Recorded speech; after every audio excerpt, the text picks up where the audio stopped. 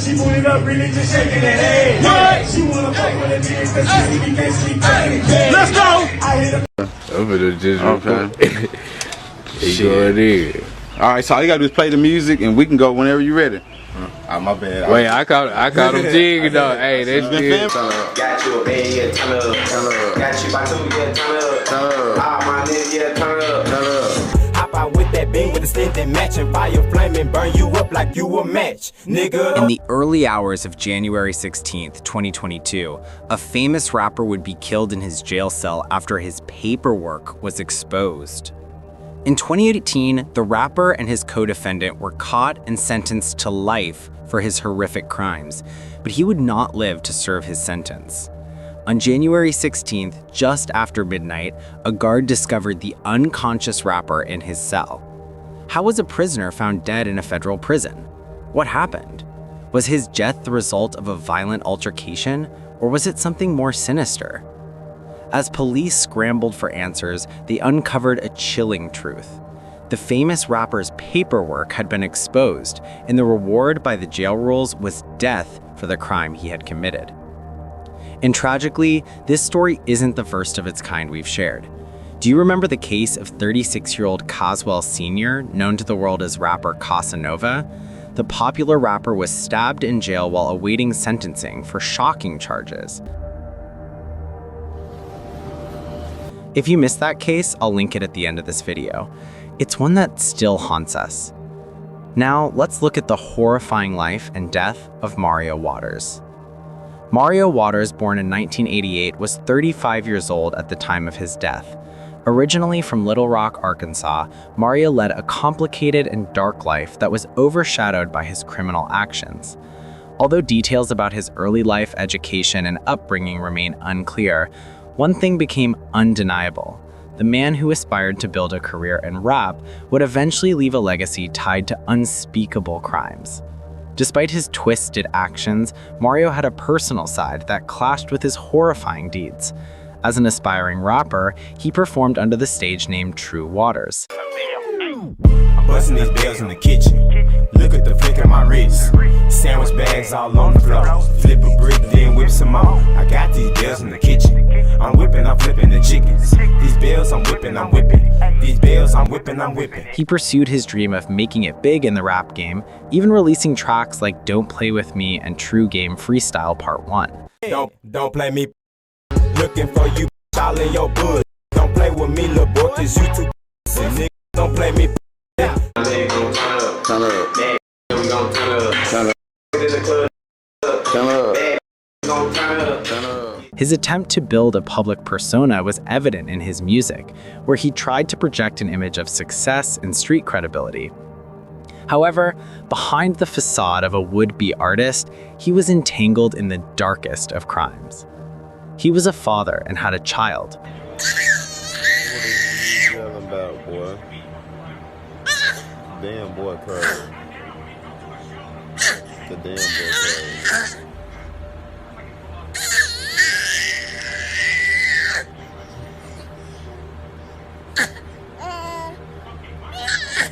What are you talking about?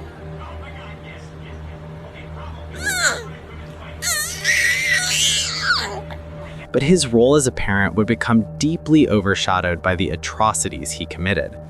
Mario was at the center of one of the most disturbing cases of child sexual abuse and trafficking in recent history. In 2018, Mario, along with his co-defendant, 28-year-old DeMarcus George, sexually assaulted and trafficked a 6-year-old child. This young victim was brought to Arkansas Children's Hospital after displaying symptoms of sexually transmitted infections, or STIs. Her condition revealed the horrors she had endured. The child, remarkably brave for her age, gave investigators a detailed account of the abuse, naming Mario and DeMarcus as her abusers. The abuse took place in a hotel room in Little Rock. Doctors confirmed that the victim had contracted the STIs from more than one individual, suggesting that Mario and DeMarcus were not the only offenders. With search warrants obtained for Mario and DeMarcus, blood and urine tests showed that both men had contracted the same STIs as the victim, confirming their involvement in the crimes. The victim provided a detailed description of the room, describing a curtain separating the space and a picture hanging on the wall. These key details helped investigators locate the hotel in question. Financial records confirmed that Mario and DeMarcus had rented the room during that time. In March of 2018, the room was rented using a credit card, and the payment was linked to the victim's mother. Since then, the victim has been removed from her mother's custody. The victim's testimony would be key to securing convictions. She described the actions of both Mario and DeMarcus with disturbing clarity, providing authorities with the evidence they needed to make arrests. After the young girl was examined at Arkansas Children's Hospital, doctors determined that she had contracted multiple STIs. This revelation prompted an FBI investigation. During her interview with forensic experts, the child disclosed that both Waters and George had sexually assaulted her in that hotel room. As the investigation unfolded, law enforcement worked to piece together the evidence. They traced the hotel room where the abuse occurred, using the victim's description of the room. They found the hotel that matched her account, and on further investigation, they discovered that the victim's mother had rented the room with her credit card. The investigation continued for several months, and in 2019, Mario and DeMarcus were indicted for their roles in the child trafficking and abuse case. By 2021, both men pled guilty to the charges. They admitted in court that having sexual contact with the victim and being involved in trafficking her with others. The victim's bravery in speaking out against these men was pivotal in the case. Her testimony, alongside the forensic evidence gathered by law enforcement, helped ensure that Mario and DeMarcus would be held accountable for their actions. The charges they faced were severe, and they were both sent to trial. In November 2021, both men pled guilty, and Mario was sentenced to life in prison. The legal process was long and arduous, but justice was finally served. Mario's life sentence would be served at a U.S. penitentiary in Terre Haute, Indiana. For the victim, there was some comfort in knowing that Mario would never again be able to hurt anyone. Mario was convicted of some of the most heinous crimes imaginable, and his life sentence was meant to ensure that he would not harm anyone else. However, despite the conviction, he would not live long enough to serve out his entire sentence. Mario was involved in a violent altercation while incarcerated, leading to his tragic death. On January 16th, a Tuesday, just after midnight, a guard discovered Mario unconscious in his cell. The cause of his condition was not immediately clear, but it was reported as the result of a perceived altercation that occurred earlier in the evening. He was promptly transferred to the facility's hospital for emergency treatment. Despite the medical team's efforts, Mario was pronounced dead shortly after his arrival. Authorities have not released further details about the circumstances surrounding the altercation or what exactly transpired in the moments leading up to his death. This incident marked the end of a violent chapter in Mario's life, one that had been defined by his involvement in serious criminal activities. His death left many unanswered questions about what really happened in those final moments and how it all unfolded within the confines of the correctional facility. But Mario's death had mixed reactions. On one hand, the community felt a sense of justice. He had been convicted for his role in a horrific crime, and now he would never harm another person. However, there were others, including Mario's baby mother, who mourned his death. She posted on Facebook about her sadness and loss, calling his passing unfair and expressing grief. This sparked heated reactions from people who could not comprehend why anyone would mourn a man responsible for such heinous crimes. How could a mother mourn someone who had not only been convicted of, but had also pled guilty to horrific crimes involving their own child and others? As the story unfolded, people took to social media to voice their opinions. Some questioned how someone could mourn a man like Mario given his actions. There was a clear divide between those who saw his death as karma and those who expressed sorrow for the loss of a life, despite the actions that defined it. It became a sad and perplexing reflection on how those closest to him were left to reconcile with the man he had become. For his family and those who loved him, mourning him was inevitable. But for others, particularly those who knew of his crimes, it felt deeply unnatural. Many in the public could not understand how anyone could show sympathy for Waters.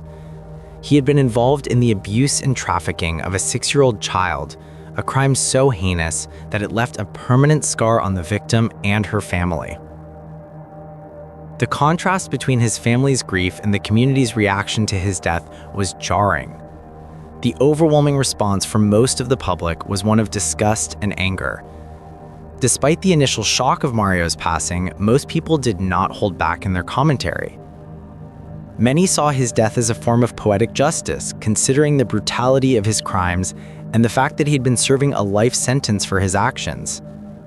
Others expressed sympathy, but it was typically reserved for the victim and her family, not for Mario himself. The dissonance between his family's grief and the broader community's response to his death served as a reminder of the complexities of human emotions and the difficulty of reconciling justice with personal loss. For many, the focus was not on Mario's passing, but on the trauma the victim had endured. The victim, still just a young child at the time of the abuse, was left to navigate a lifetime of psychological scars from the horrors she experienced. Her strength and courage in coming forward were hailed by many, and her pain was at the forefront of most people's minds. Despite the controversy surrounding his death, Mario Waters was still afforded a funeral, and his family went forward with plans to memorialize him. His mother, partner, and child would have to grapple with the tension between the man they had known and loved and the man who had committed unimaginable crimes. It was a complex and painful situation for them to navigate, one that did not fit neatly into the black and white categories of justice or morality. While the funeral proceeded, many were left feeling conflicted. On one hand, it was a moment of closure for Mario's family, who undoubtedly still had personal connections to him despite the man he had become. On the other hand, for those who knew of his crimes, attending the funeral or offering condolences seemed incomprehensible. This complex mix of emotions highlighted the uncomfortable reality of mourning someone who had been responsible for such a heinous act. Some members of the community voiced their frustration about the attention given to Mario's funeral, while the victim, who is still recovering from the trauma of her abuse, remained largely forgotten. Few people outside the victim's immediate family seemed to offer their condolences or support to her.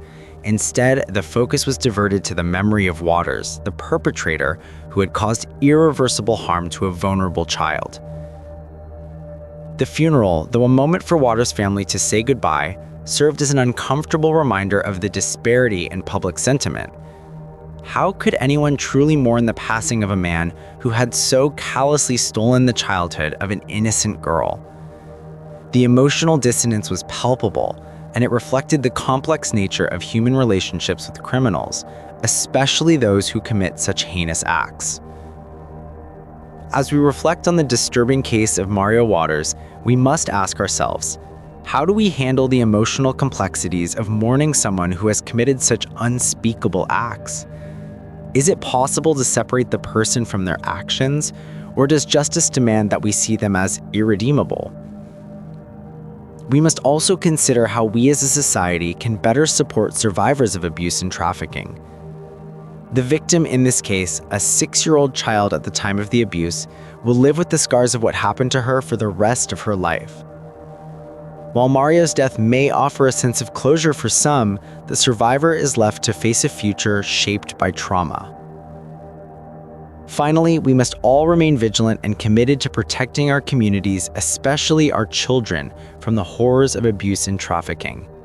The case of Mario Waters is a stark reminder that such crimes can happen anywhere, and that those who commit them must be held accountable. But it also calls on us to be more proactive in ensuring the safety and well-being of the most vulnerable among us. We encourage you to think about the lessons from this case. How can we as a community support survivors and ensure that justice is served for victims? And how can we prevent future tragedies like this from occurring? What do you think about it? Let us know in the comments below.